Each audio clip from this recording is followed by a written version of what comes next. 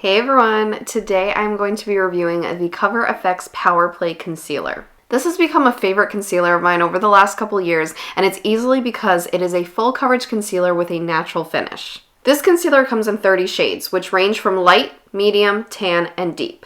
Something I really like about the CoverFX line as a whole is that they have undertone sections. So this means that you are going to be able to match your concealer even better to your actual skin tone. If you struggle trying to figure out what your undertone is, click the link in the description box and that'll take you to the free PDF guide that I made on how to find your undertone. CoverFX utilizes 3 undertones: P for pink, N for neutral, and G for golden. The shade I have here is P Light 1, so that means it's in the pink undertone family, the light section, and it's the lightest shade in that section.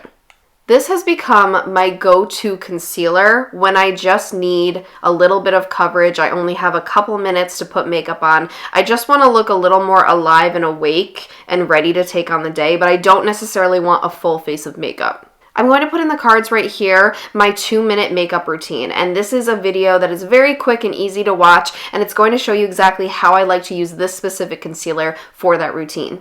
Something that is unique about this concealer is the applicator.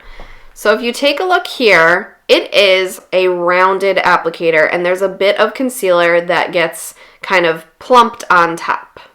What I was told by CoverFX themselves is that this is the amount that you'll need to put concealer on your entire face. You won't need to double dip. It was designed so that it would take just the right amount out for you.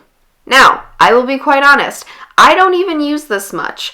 I typically still wipe it away like that, and I will start with a little amount. Like I said, this is a pretty full coverage concealer, so a little goes a long way, and I always say less is more. So start with less, and you could always add more if you need it. The rounded applicator doesn't really do anything besides applying it on my skin physically. The blending out I usually do either with a beauty blender by bouncing it when it's damp, or I'll use my Morphe E8 brush, as you'll see in that 2-minute tutorial, and I'll lightly buff it out. And I like this method for when I have less makeup on because it's going to leave a bit more of the concealer on the skin and a bit more coverage, versus the beauty blender does make it a little less full coverage in my opinion. I like comparing this to Tarte Shape Tape because Tarte Shape Tape is one of those concealers that just everybody needed. Everybody wanted to try. A ton of people fell in love with thanks to social media. Personally, I liked it for a while, but I found that it just was a little drying for me, and it was a little too intense, a little too much coverage, a little too creasy, and it wasn't really my vibe. So what I really like about this one is the CoverFX Power Play. It has that medium to full coverage that you desire so that your dark circles, your acne, all that stuff doesn't show through, but it looks more natural. It looks and feels more like skin than the Tarte Shape Tape does. And it works, I think, better for a lot more skin types. So it's not going to over dry already dry skin.